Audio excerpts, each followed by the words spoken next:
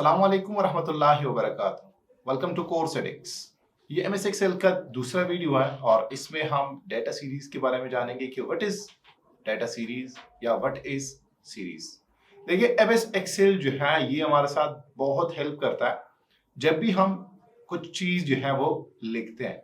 लिखने के टाइम जो है ये हमें बहुत हेल्प करता है। स्पेशली यहाँ पे जब भी हम लिखाई करते हैं तो टेबल फॉर्म में लिखाई करते हैं। आप देख सकते हैं यहाँ पे अगर इसका इंटरफेस देखें तो इंटरफेस में जो है ये आपको सेम जैसे टेबल देखता है बिल्कुल सेम इसी तरह आपको ये भी नजर आएगा। तो सबसे पहले इसका जो इंटरफेस है इसके बारे में जरा देखिए और फिर आ जाते हैं डेटा सीरीज के बारे में पढ़ते हैं। देखिए वही चीज है, टाइटल बार है, राइट साइड पे कैप्शन बटन्स है, लेफ्ट साइड पे क्विक एक्सेस टूल बार है। इसी तरह यहाँ पे टैब्स या मेन्यूज जिसको हम कहते हैं ये है और ये इसका रेबन ही है। रेबन के बाद वहां पे आपको मिलता था रूलर, मगर यहाँ पे रूलर नहीं है। रूलर के बजाय यहाँ पे है formula bar. This is called formula bar. यहाँ पे आपको सिर्फ फॉर्मूला शो करता है। जब भी आप एमएस एक्सेल की शीट में कहीं पे भी फॉर्मूला अप्लाई करते हो और उस जगह पे क्लिक करते हो तो यहाँ पे आपको वो फॉर्मूला नजर आएगा कि कौन सा फंक्शन जो है यहाँ पे अप्लाई हो चुका है। इसी के लेफ्ट साइड पे यहाँ पे आपको नेम बॉक्स नजर आता है और ये भी बहुत अहम चीज है। देखिए, जब भी हम फंक्शन या फॉर्मूला अप्लाई करते हैं तो यहाँ पे एक एड्रेस आता है।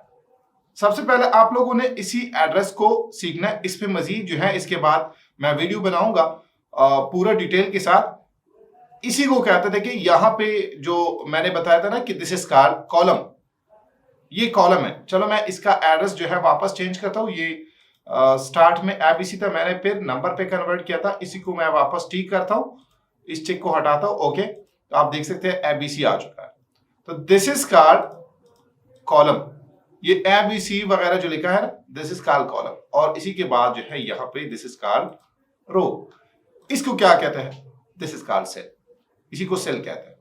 आने वाले वीडियो में जो है हम मुकम्मल इसको डिस्कस करते हैं। इसको सेल रेफरेंस कहा जाता है। तो अब सिर्फ इतना जान कि यहां पे इस एड्रेस को याद करना। जब भी हम यहां पे डेटा सीरीज बनाएंगे तो ये हमारे साथ हेल्प करता है। हेल्प क्या करता है? हेल्प ऐसा करता है कि जब भी मैं एक चीज लिखूं और उसको दोबारा रिपीट करूंगा तो खुद बहुत आ जाता है।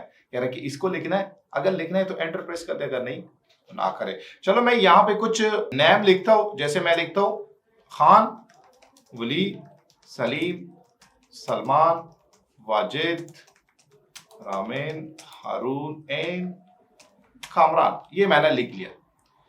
यहां पे देखिए मैं 3 पोस्ट लिखता हूं, एक एडमिन, एक इंजीनियर और एक डॉक्टर। जब भी मैं ए प्रेस करता हूं तो डायरेक्टली एडमिन आता है। एमएस वर्ड में पूरा नेम लिखना पड़ता था और यहां पे हम लिखते नहीं है। ये हमारे साथ ये हेल्प करता है। ठीक है, जैसे ई में प्रेस करता हूं तो इंजीनियर आता है और डी जब मैं प्रेस करता हूं तो डॉक्टर आता है।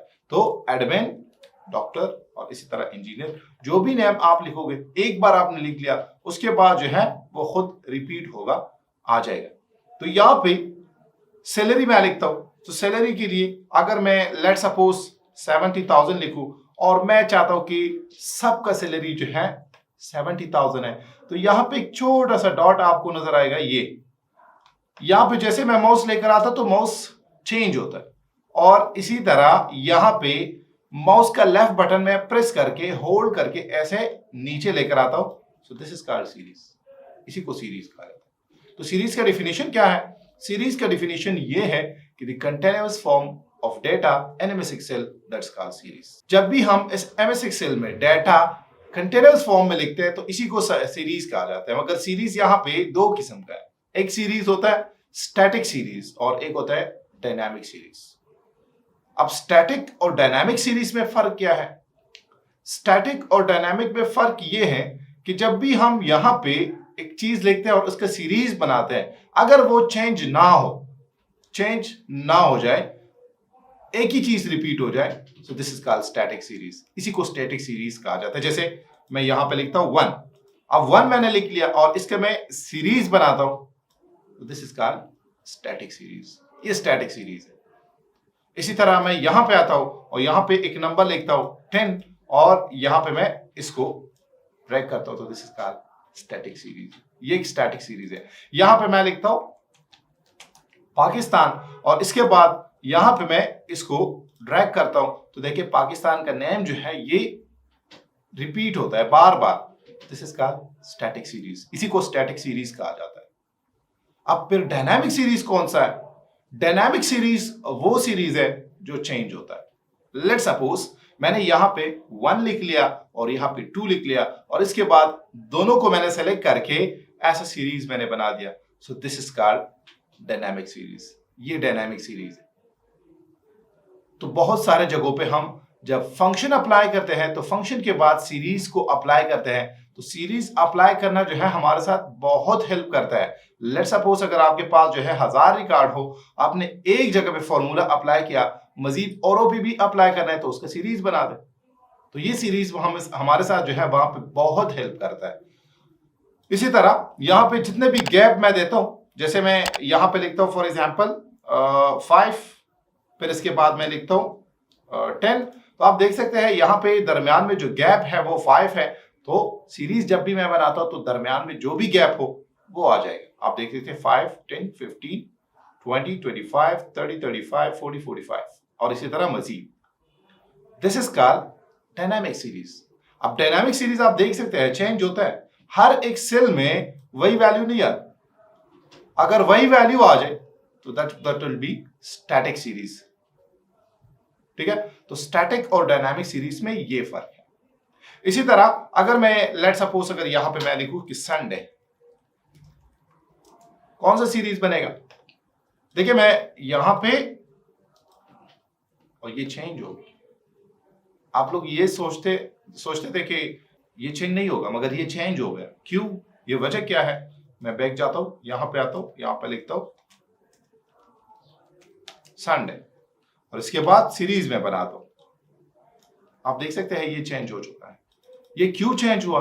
क्योंकि ये यहां पे ऑलरेडी सेव है और इसी वजह से ये चेंज भी हो गया। अगर मैं इसका शॉर्ट फॉर्म लिखूं संडे और इसका सीरीज में बना दूं तो ये चेंज होता है। आप लोग कहेंगे कि इसका स्टैटिक सीरीज बनेगा, मगर ये डायनामिक बनता है क्योंकि ये ऑलरेडी यहां पे सेव है। इसी तरह यहां पे मैं लिखता हूं जनवरी और जैसे मैं सीरीज बनाता हूं तो आप देख सकते हैं ये चेंज होता है, ये एक डायनामिक सीरीज बनता है। इसी तरह मैं शॉर्ट फॉर्म इसका लिखता हूं और यहां पे इसका सीरीज में बनाता हूं तो आप देख सकते हैं ये चेंज होता है। मगर ये याद रखिए यहां पे जो नेम्स मैंने लिखी है ये कुछ कोर्सेज का नाम है। अगर इसमें से मैं एक भी लिखूं यहां पे और इसका सीरीज में बना दूं, आप देख सकते हैं कौन सा सीरीज बनता है? Static series. अब मैं चाहता हूं कि स्टैटिक सीरीज ना बने, मैं चाहता हूं कि ये वाले जो है ये रिपीट हो जाए, मतलब कि एक डायनामिक सीरीज बन जाए। और इसी चीज को हम कहते हैं कस्टम सीरीज। कस्टम सीरीज खुद एक डायनामिक सीरीज बनाना। तो मैं यहां पे आता हूं, फाइल पे आता हूं, फाइल के बाद मोर और यहां पे ऑप्शन पे क्लिक करता हूं।